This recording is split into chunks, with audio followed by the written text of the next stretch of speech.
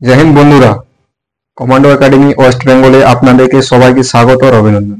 কিন্তু তোমাকে আমি বলবো যে এসএসসি জিডি যে ফিমেলদের যে 1600 মিটার রানিং হয়, তুমি সেটা কিভাবে করবে এবং তুমি যদি ট্রেকটা মানে আমি যেভাবে তোমাকে বলবো সেইভাবে যদি তুমি মাথায় ভালোভাবে এটাকে খাকাটা বানিয়ে নিতে পারো, তাহলে কিন্তু তোমাকে রানিং এ কেউ ফেল করাতে পারবে না। সেই জন্য তুমি যদি এসএসসি জিডির ক্যান্ডিডেট হয়ে থাকো, ভিডিওটাকে অবশ্যই লাস্ট পর্যন্ত দেখো। যদি তুমি চ্যানেলে নতুন, তাহলে চ্যানেলটাকে সাবস্ক্রাইব করে নেবে এবং ভিডিও যদি ভালো লাগে তো বন্ধুদের কাছে শেয়ার করবে। এবং তোমার কত তারিখে ফিজিক্যাল আছে ডেটটা বলবে। আপডেট যদি আমাদের কাছে আমি পাই তাহলে অবশ্যই আমি শেয়ার করব। তো প্রথম আমি তোমাদেরকে বলি, 1600 মিটার রানিং করার হচ্ছে প্র্যাকটিস ফিমেলদের জন্য। 1600 মিটার রানিং টাইম হচ্ছে তোমার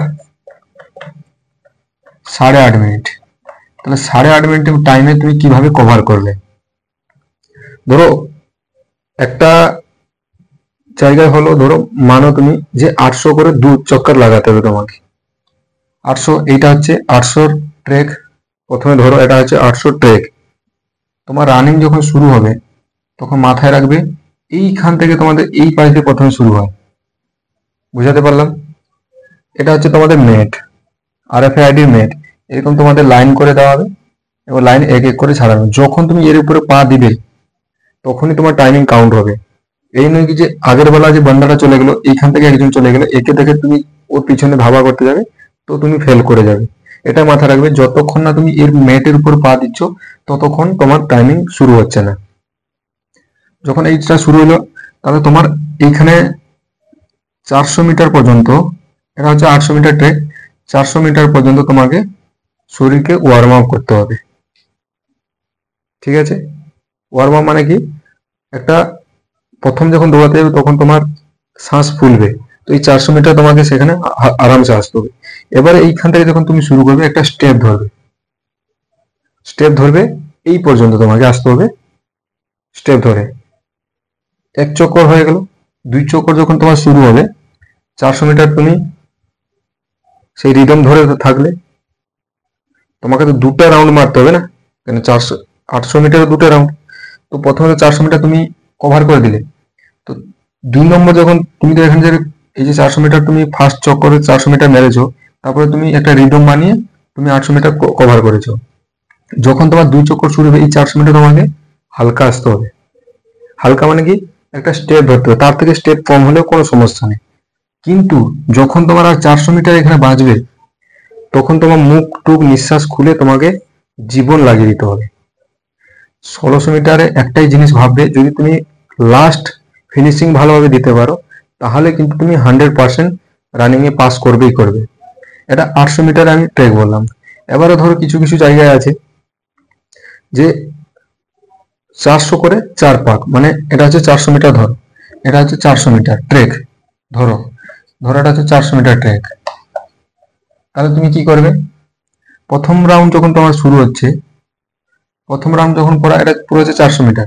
প্রথম রাউন্ড যখন শুরু হচ্ছে তুমি একদম হালকা, আগের বেলা বান্দা চলে যাচ্ছে তোমাকে দেখে কোনো ইয়ে নেই, সে মেয়েটা চলে যাচ্ছে ওকে দেখে কোনো ফায়দা নেই। আমি তোমাকে বারবার বলছি নেট, এই মেয়েটে ধ্যান রাখবে।